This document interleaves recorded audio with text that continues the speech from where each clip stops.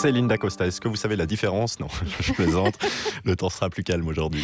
Oui, c'est vrai, avec davantage de soleil.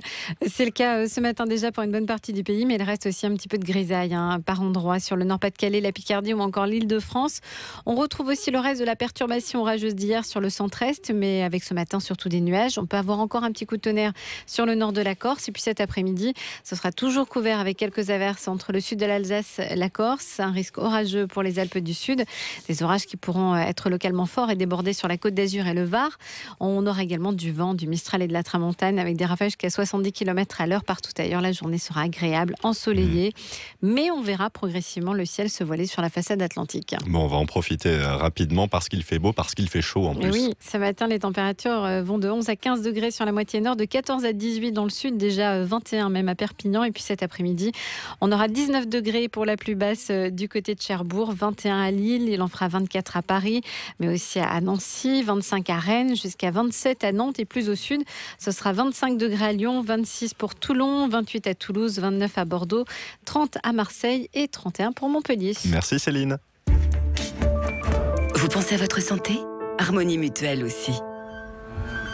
Quand je me suis retrouvé avec mes deux commerciaux en arrêt maladie la même semaine, eh bien, croyez-moi, j'ai vite compris à quel point la santé de mon entreprise dépendait de celle de mes salariés. Chez Harmonie Mutuelle, les entreprises adhérentes peuvent bénéficier d'un programme de prévention santé. Harmonie Mutuelle, première mutuelle santé de France, au service des entreprises et des salariés. Le journal de l'euro avec Météo Job, offre d'emploi et CVTech. Plus de 80 000 postes à pourvoir partout en France, à retrouver sur météojob.com. Et un sablier qui s'écoule, Matteo Maestracci, bonjour. Bonjour Nicolas, bonjour à tous. Allez, on va voir si tout le monde a suivi. J-1 évidemment avant France-Roumanie et le début de l'Euro 2016 dont France Info sera radio officielle s'il vous plaît. Au menu de ce dernier journal de l'Euro avant l'Euro, le défenseur français Bakary Sagna, le sélectionneur roumain, celui de la Belgique ou encore le directeur de l'hôtel qui accueille la Suède et Zlatan Ibrahimovic en Loire-Atlantique.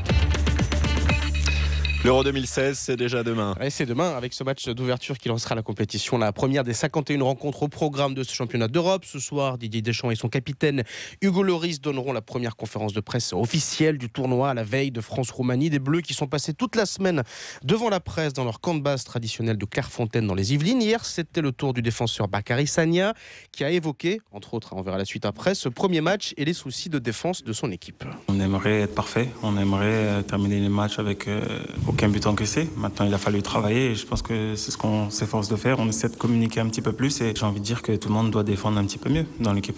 Bakary Sagna qui s'est également, disons, distingué par deux formules plus ou moins heureuses. Sur le racisme d'abord. En équipe de France, dit-il, je suis noir, certains sont maghrébins et d'autres français.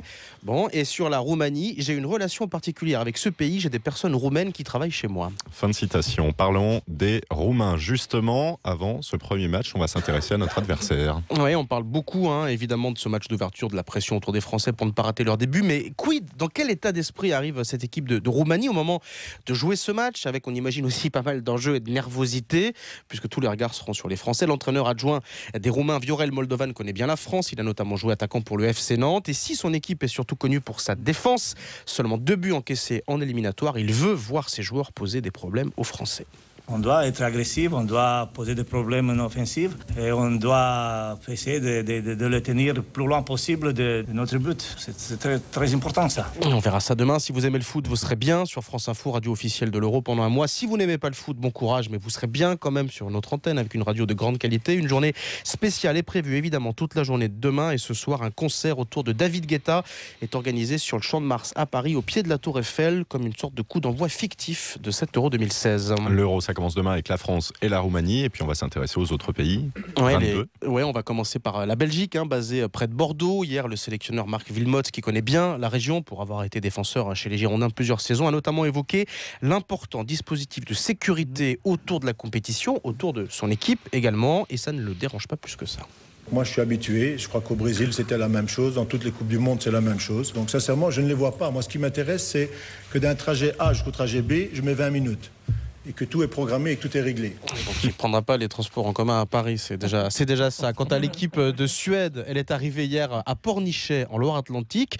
La Suède avec Zlatan Ibrahimovic et Christophe Glaise, le directeur commercial du Palace qui accueille le Suédois, assure qu'il n'y a pas de demande particulière ou de caprice pour la star de l'équipe suédoise, Zlatan Ibrahimovic donc.